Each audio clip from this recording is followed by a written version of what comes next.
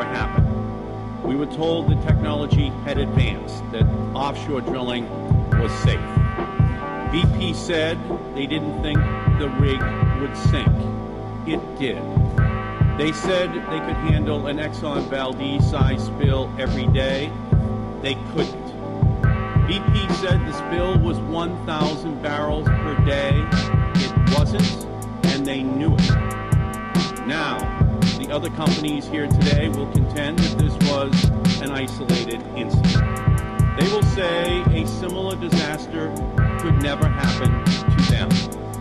And yet, it is this kind of blind faith, which is ironically the name of an actual rig in the Gulf, that has led to this kind of disaster. In preparation for this hearing, the committee reviewed the oil spill safety response plans for all of the companies here today. What we found was that these 5 companies have response plans that are virtually identical. The plans cite identical response capabilities and tout identical ineffective equipment. In some cases, they use the exact same words. We found that all of these companies, not just BP, made the exact same assurances. The covers of the 5 response plans are different colors, but the content is 90% identical. Like BP, 3 other companies include references to protecting walruses, which have not called the Gulf of Mexico home for 3 million years. 2 other plans are such dead ringers for BPs that they list a phone number for the same long-dead expert. The American people deserve oil safety plans that are ironclad and not boilerplate.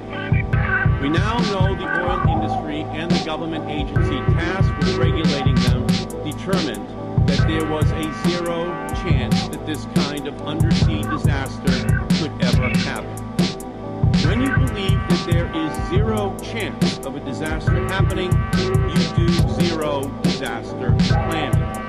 And the oil industry has invested nearly 0 time and money into developing safety and response efforts. The oil companies before us today amassed nearly $289 billion in profits over the last 3 years. They spent $39 billion to explore for new oil and gas. Yet, the average investment in research and development for safety, accident prevention, and spill response was a paltry $20 million per year, less than 1/10 of 1% of their profits.